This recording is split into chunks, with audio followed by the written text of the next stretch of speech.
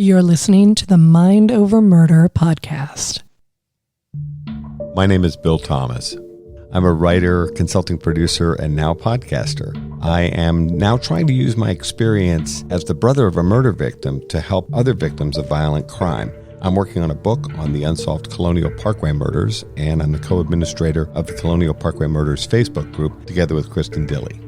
My name is Kristin Dilley. I'm a writer, a researcher, a teacher, and a victims advocate, as well as the social media manager and co-administrator for the Colonial Parkway Murders Facebook page with my partner in crime, Bill Thomas. Welcome to Mind Over Murder. I'm Kristin Dilley. And I'm Bill Thomas.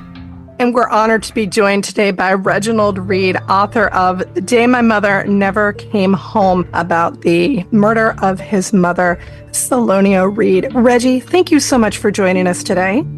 Thank you, Bill and Kristin. I really appreciate the opportunity.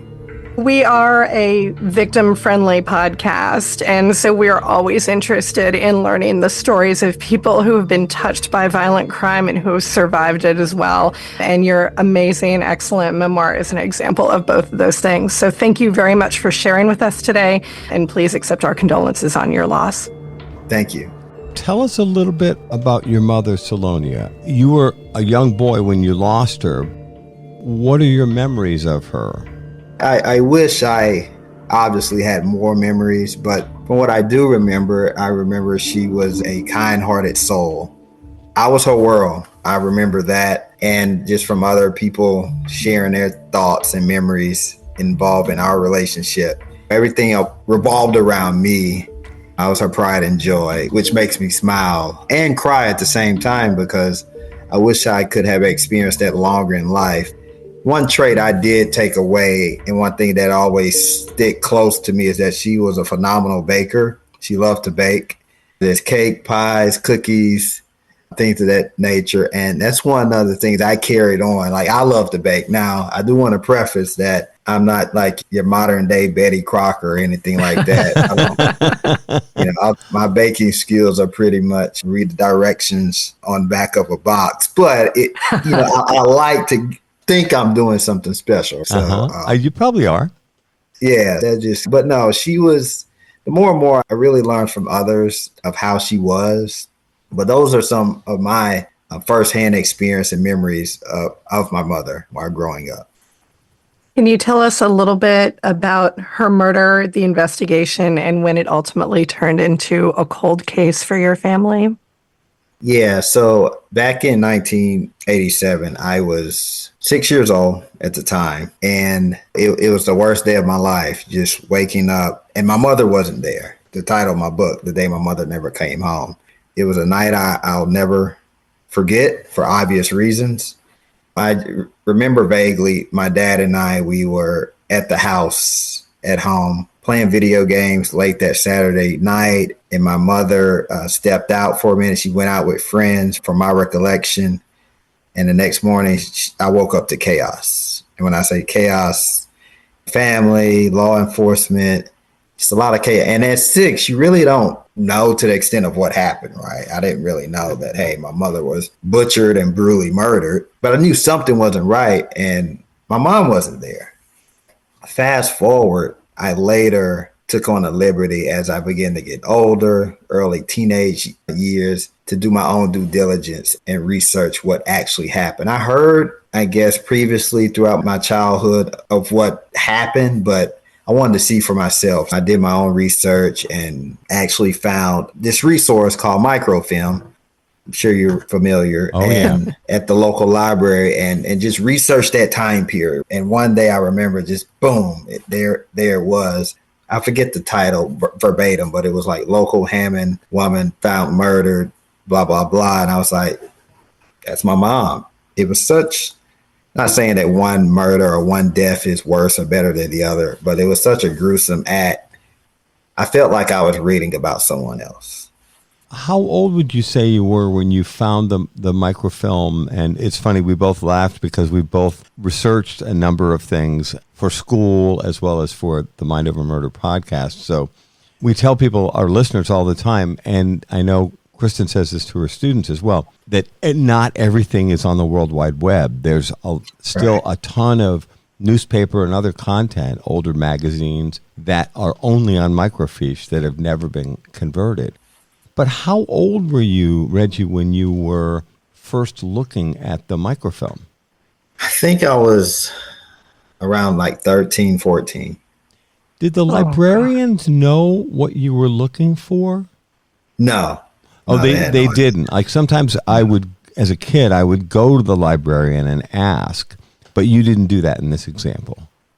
No. And it's funny you asked that question because it gives you an idea how I was raised by my father. Father was a Marine, and after that tragedy struck our household, it was like we were put in survival mode, if you will. With my father's background as a Marine and his structure that he put in place, I pretty much was raised to survive, not live. Mm-hmm.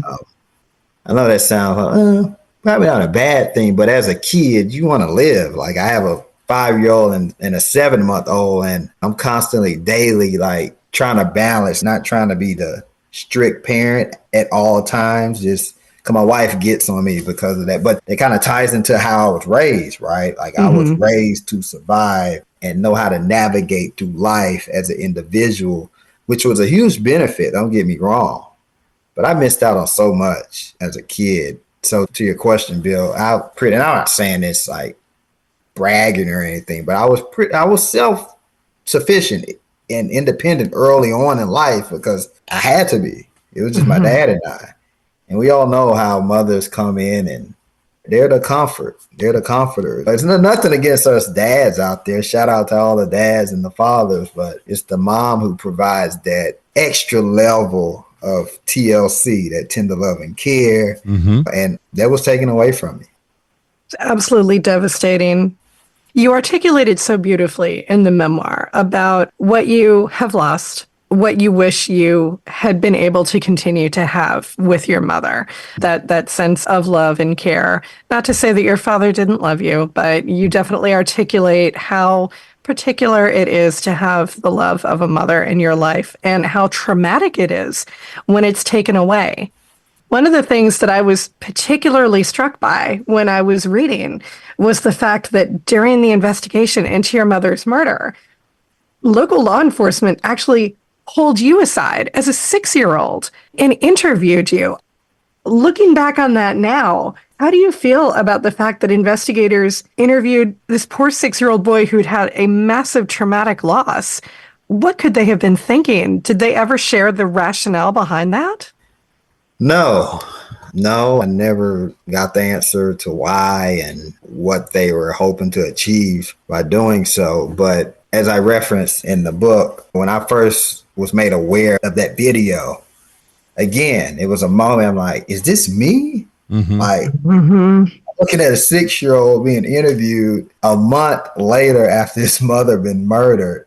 And I'm like, but I'm like shocked and just in disbelief at the same time. That's actually me in that video. I think back and I don't know what they were hoping to get from that. But I pretty much, as a 6-year-old, I pretty much held my own throughout that interview. It sounded like it, for sure. But towards the end, I got really emotional when they started. Their goal is to get you comfortable and then lead into the tough questions. And when they start asking about who's currently at my house, who lives there, I remember acknowledging the fact that it was myself, my dad. I had a golden Labrador at that time. His name was Duke. But then after I named those 3, I paused, looked at my dad, and you could tell I was confused. And my dad jumped in. He was like, your mom's still there. She's still with us in spirit to that point. And they continued on with the interview. And before you know it, I broke down in tears, and they ended the interview. In that interview, they're not also questioning your father at that point, are they? No. This was just Reggie. This was just me, and they tried to get me alone. That was the initial goal, but it was impossible to get me away from my dad. Like they tried saying that he'll be in another room. But I was like, I'm not going without my dad present. So they just proceeded with the interview with him in the room as well. Your father didn't come onto law enforcement's radar in a meaningful way for your mother's murder until many years later. Obviously, we want people to buy the book and read it, but without giving too much away, can you tell us a little bit about why they ultimately believed him to be involved and why he was ultimately arrested and tried for her murder? That question, it still remains as the $1 million question, because I never received a definitive answer. Question, why it took so long? But based on what I did receive is that, and I do want to backtrack it. My dad wasn't a quiet guy. He wasn't someone that was quote unquote weird or just stayed inside all the time. He was heavily involved in politics. He ran for mayor of the city of Hammond. And as we all know, from a political standpoint, that's when everything comes out. Right. Everything. Yeah, good and bad. Like good, bad, ugly, pretty, everything. He ran for mayor. He didn't win, but he ran. Nothing ever surfaced during that time. And just fast forward, I guess with these cold cases, they reevaluate them every so often, or if a new lead hits or whatever. And I know a local columnist out of Hammond, he wrote a couple articles, and one of them that kind of piqued the public's interest again was whatever happened to Selonia Reed. I don't know if that it just drew media attention. I don't think it drew any additional details or evidence, but it all resurfaced and started with a cigarette butt that was found. Back then in 87, in the 80s, DNA but wasn't prevalent, right? You couldn't test it, didn't have the resources. And this cigarette butt that was found at the crime scene was later tested, and it hit a co-defendant, another suspect who was involved in the case. He claimed as I quote, he claimed once they spoke with him and questioned him that he was the key to it all. Started there and resurfaced from that point. The rest, you just got to find out in the book. Sure. Absolutely. How old were you, Reggie, when this possibility that this other man and perhaps your father might be involved in your mother's murder? How old would you have been when this question starts to come up? Let me see, because I moved to Texas in 2010. So I was 30 at the time. And 2 years later, we're talking 32 is when I initially received a knock at my door in Texas from a Texas Ranger after a day at work. And I was scared. I was like, what did I do or didn't do? I paid my taxes. I was thinking about everything. And he was there basically to question me about the murder of my mother. I politely let him in, and very nice guy. And he showed me a couple of pictures, and he showed me a timeline that involved insurance policies and how those gaps that led up to my mother's murder. So 32 was when this initially re-entered its way back into my life. But 39 is when I got the call stating that my father was indicted along with a co-defendant for second-degree murder and conspiracy. My God. The memoir is about the loss of your mother, but it is also very much about the loss of your father, too. What made you decide to take the enormous step of writing all of this down? Because this is rough, emotional territory. It's beautifully written, but boy, it's hard to read. And I can't imagine how hard that must have been for you to write. What was the impetus for you to do this kind of work? Thanks for the question. It was when that news broke, if you could imagine, nowadays with social media, it took off like wildfire, right? Yeah, it's a very different world. It was like, it just took off locally, hit a couple national outlets. And at that point, I was like, wow, I was stuck in like a time warp. I felt like I was reliving this again, but as an adult. And it was just so much negativity on Facebook, people in the neighborhood claiming, they knew he did it. They knew he was strange. And it's just like for people I grew up with, Hammond's a small town. And I'm thinking like, wow, Like, you're saying it now, but you're the same person that was speak or be in our face. But I'm like, that's weird that you always felt like this. I could remember blocking a few people because they're sharing the articles. I'm like, that's not right. You claim you're my friend, but you're sharing negative news. So anyway, at that point, I took a deep breath, and I say that lightly. It was several deep breaths. And I say, okay, I made it this far in life. How can I continue and combat this negativity? And I remember telling my wife, I said, I think I'm going to write a book. And she was like, about what? Kind of like a joke. Yeah, I was going to write a book. And I was like, about me, about my life. And she was like, okay. She took it as I was just talking just out of the side of my head at that point. Uh-huh. But at that point, as I mentioned in my memoir, I wasn't a big reader growing up. Like, I actually hated to read. So it's interesting that I actually wrote a book. At that point, I felt that was the only way I could tell my story, my side, and the truth of what I actually experienced and the truth as I know it. And throughout that process, it was very cathartic. It was a healing process, because that's one thing I just acknowledged and learned about trauma is that a lot of people, I think they allow trauma to get the best of them without taking a step back and really acknowledging the trauma, getting to know your trauma and understand that, hey, this happened to you, but it's okay. Mm-hmm. A lot of people just try to ignore it. It's like an angry gorilla in a cage. He's angry. He's beating his chest because he wants to get out. And once you let him roam free in his habitat, he's good. So that's really what prompted me to write and share my story, and in the hopes to help others. Because, I've seen and read about people going off the deep end for less stuff that happens in their life. And I just want to encourage people that, hey, I'm not raising my hand bragging like, oh, I had it. It's people that's dealing with worse stuff in their life. And it's a way to overcome any trauma that you're faced with. So what's the message then that you were looking to send to survivors of trauma? Someone reads the book. What would you like their takeaway to be? I'll keep it simple. There's life after trauma. I live by that, and I have firsthand experience with that, because a lot of people see trauma as it's a permanent closed door, shut in your face. You can't go through it. You can't go around it. You can't get to the other side. It's just blocking you from so much. And you know what? That may be true, but it's only temporarily. It's not permanently. And I just learned that through living life with trauma and understanding how to navigate it.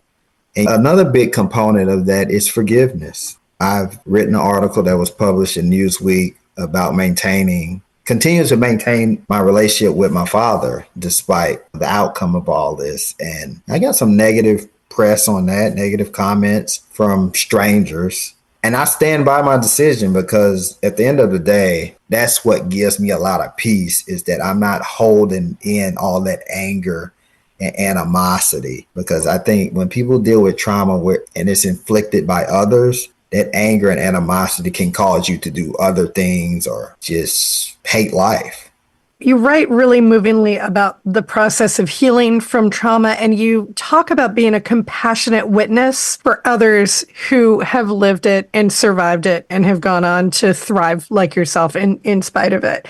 How long did it take you to reach the point where you could do that work and also write the book? As both Bill and I have undergone traumas of our own, I don't think either of us are at the point where we could do the kind of work that you have done. How long did it take you to get to this space? I would say a very long time. I don't have exact time. Again, this started early on in life. Age of 6, that's when it was like game on to the rest of my life. Like I mentioned, it was a process of learning, and really my personality was to want to know more, because I felt that the less I knew, the more hurtful or the more damaging it could be for me. It would then be all a wonder. So I just continue to dig deeper, try to uncover more. And as I reiterate, as I got older, things continue to uncover and reveal themselves. Even now, I'm like, people ask me, do you have another book in you? And I'm like, I don't know. I'm dealing with some other personal health issues at this point. I didn't uncover it so much since this new news, this new trauma broke.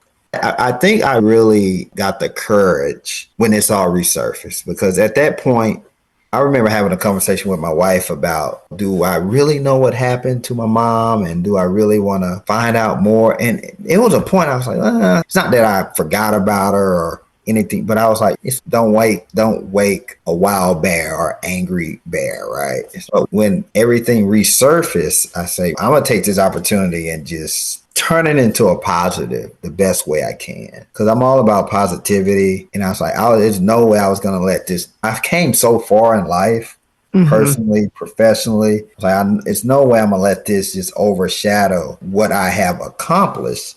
So that was my end goal, to just take this and turn it into a positive and share my story in the hopes of helping others as well. You're listening to Mind Over Murder. We'll be right back after this word from our sponsors. We're back here at Mind Over Murder. Before we get back to the podcast, just wanted to remind you that we have a GoFundMe effort going on right now. This campaign is designed to help us raise funds to help promote Mind Over Murder, and specifically to push the Colonial Parkway Murders investigation forward. We'd love it if you could support us in any way that you can. Any donation from $5 to whatever you can afford is very much appreciated and will be incredibly helpful. The link is in the show notes and in our social media pages. As always, thanks for your support. Now back to Mind Over Murder.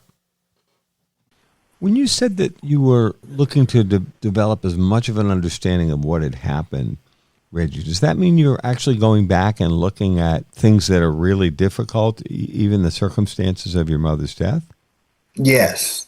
Again, I like close friends of mine that know I researched this in the complete depths of it.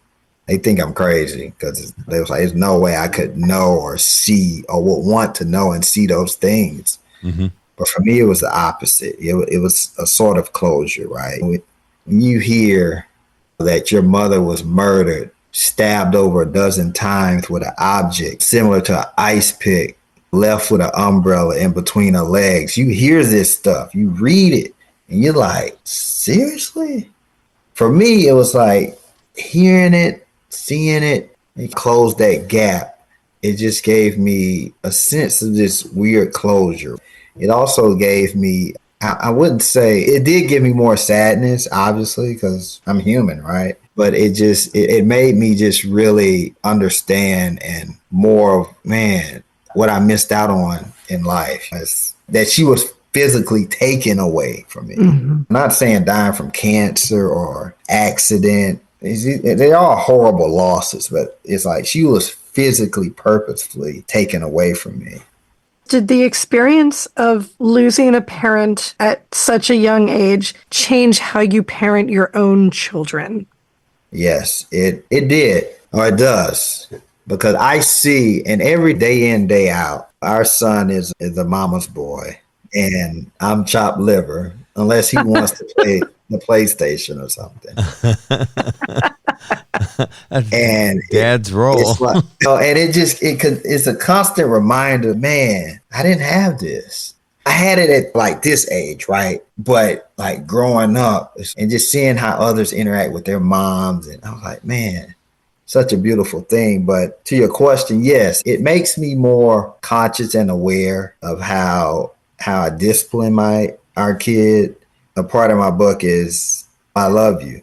That's something that sticks with me daily, because that's what my dad told me. I love you. It's a difference, that small tweak in verbiage versus saying I love you. Right. The affirmative. Something so simple, but it has a significant impact on how you feel in that relationship with the other party. And I make sure that I tell my son and our daughter that I love you at the random times, because growing up, and it really affected me then, but looking back, that's when it really came to light. It's like, it's been good to hear I love you.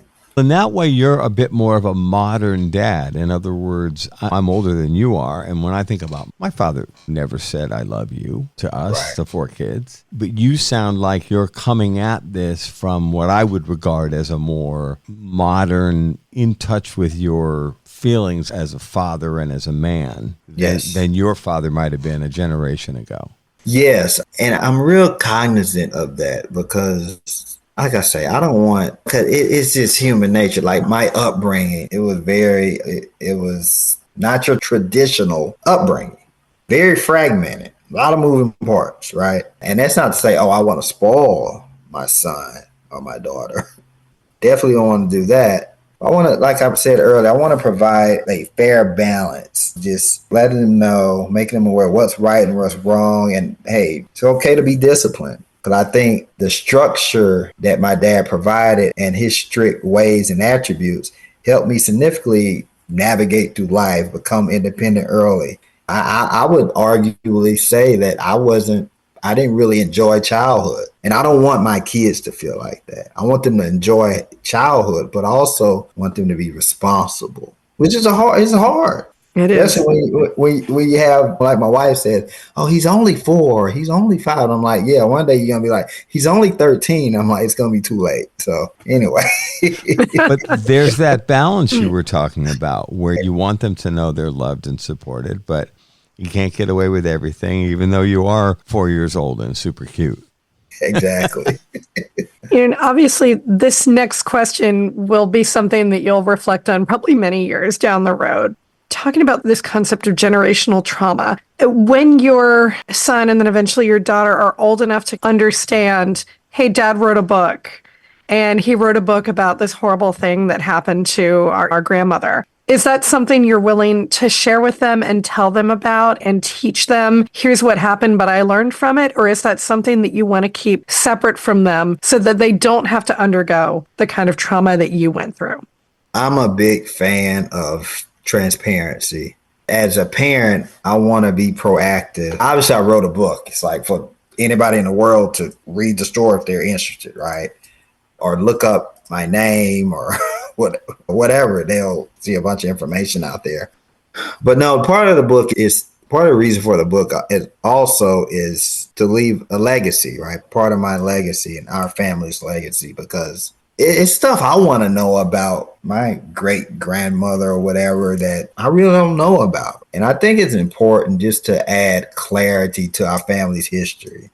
You look back in history now, everything wasn't sunshine and rainbows, whether it's you're dealing with wars or family. You go down the line, you're going to find something that was a little off. It might not be as traumatic as this, but you're going to find something. And I just think it's a part where it will add more positive impact. And so they will really understand, man, dad, he really been through a lot, but he also learned from it and raised us to be better and not go through such a thing.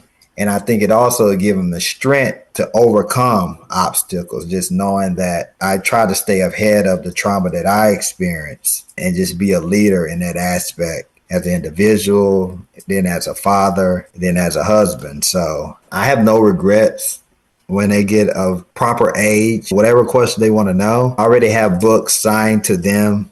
So when they get older, it's something they will cherish and a keepsake for them as they get older. This is a two-parter. What was the most difficult part of writing the book for you?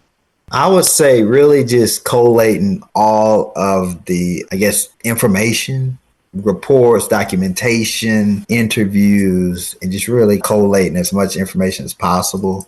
And really trying, like I mentioned, it's my first book.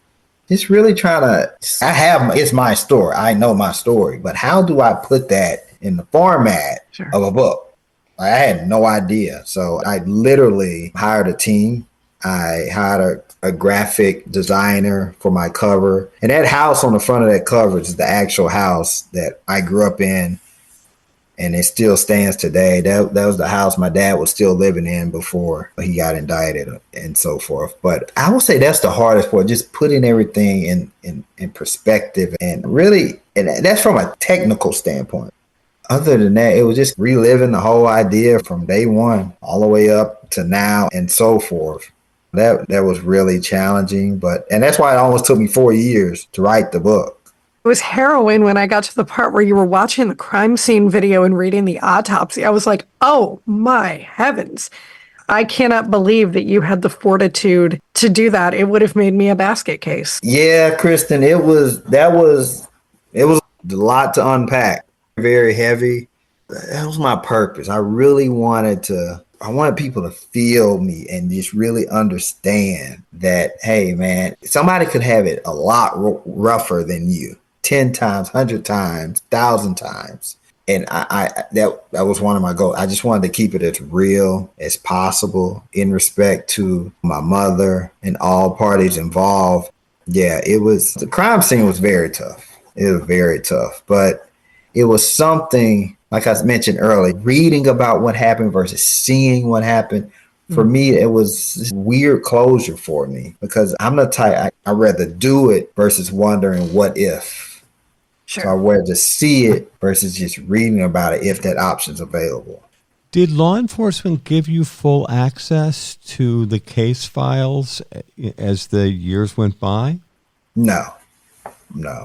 But you did manage to see some extremely detailed and difficult to review material, but you weren't getting that from law enforcement? No, that was through our attorney. Like, they had access. And it also was presented during trial as well. So you had access to those documents after the trial through your attorneys? Throughout that, I didn't have them previously, but throughout the process leading up to trial, that's when I had some sort of access to them. Did anyone ever say to you that these are people that are in your corner? Did anybody ever say to you, Reggie, are you sure you want to see this material? Some of it's very difficult. Did they try to talk you out of it? Yes. It was made aware that it was very graphic and that once you see it, you can't unsee it. Yeah, we talk about that ourselves. That's one thing I will never forget. Once you see it, you can't unsee it. Yep. And they're right. There's nothing I can't unsee. Like, it's the worst of the worst, but that's part of me really understanding and getting to know my trauma and getting to know really what happened to my mother. The way that you write about trauma, I said this off air already, but it's worth saying on air too. The way that you write about trauma and healing, it is so powerful and so moving. And I can't remember a memoir that I've read in the true crime space. And Bill will tell you, I read a ton of it. I read everything. I really can't remember anything that has been described so powerfully and so lucidly and transparently. Here's what it is to be traumatized, to live with it, to heal from it, to be in the messy middle of it, and still get up and do all of this every day and live your life and be successful. From the very first minute I started reading with a highlighter in my hand, like marking every third page, I was like, oh my God, this is really something special, Reggie. It really is. And I really can't thank you enough for being willing to share this with the whole world. There is not anything else out there like this, and it's very powerful. Thank you. Thank you, Kristin, for those remarks. I had no idea of how it was going to turn out. One of the scariest things were the book was pretty much complete, and I was like, okay, it's done. Now I have to make my announcement and all that jazz. And I was like, man, I work in corporate America. People know me professionally. Some became friends and they have no idea of my past and present. No idea. And I was like, man, I'm going to get judged. I might even get blackballed. People going to think I'm a weirdo. I just had all these thoughts. But I said, what the hell? Spent this much time and effort to write it. So I put it out there and the response was actually the opposite. It was a lot of positivity, a lot of positive remarks. People were amazed that this is part of my story, part of my life. They was like, no way. Like, you were just on a Teams call during that time and you were in trial? Totally confused. Because I remember the week of the trial, I had to take a Teams call for work in the car during a break. 2 days later, my dad got sentenced to life in prison. And I'm back to work that Monday. And you know what? Nobody knew what was going on. Not something you bring up at the water cooler. Yeah, no, just say, hey, yeah, my dad got blah, blah, blah. No, but I just think it added just another level of respect. And for people really, what I gather the most is people really took the opportunity to step back and look at their own situations. I've received several comments like that. Man, thank you for sharing your story. It provides a lot of clarity, even for me, the things I'm going through, that it's not that bad. I'll get over it. Probably by tomorrow. And I'll end with this is that if it won't matter, obviously my situation is a little different, but still, if it doesn't matter, if it won't matter in the next 5 years, don't spend 5 minutes worrying about it. Just keep pushing, keep moving forward. The book is The Day My Mother Never Came Home by Reginald Reed. Reggie, where can people find the book? So it's two places. You can visit my website at rlreed, that's REED.com, or obviously Amazon. Amazon has everything. But if you're real particular, you can go on barnesandnoble.com, Books A Million. It's all over the place. But the easiest, fastest, I'm sure you have the app, it's Amazon. Reggie, thank you so much for joining us and telling us about your story. It is an absolute marvel of a book. Thank you for taking the time. Thank you as well. That's going to do it for this episode of Mind Over Murder. Thank you so much for listening. We'll see you next time.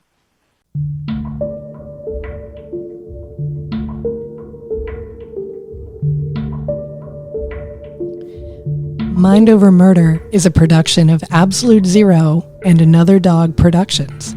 Our executive producers are Bill Thomas and Kristin Dilley. Our logo art is by Pamela Arnois. Our theme music is by Kevin MacLeod.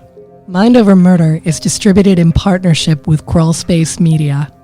You can follow us on Facebook, Twitter, or Instagram. You can also follow our page on the Colonial Parkway Murders on Facebook. And finally, you can follow Bill Thomas on Twitter at BillThomas56. Thank you for listening to Mind Over Murder.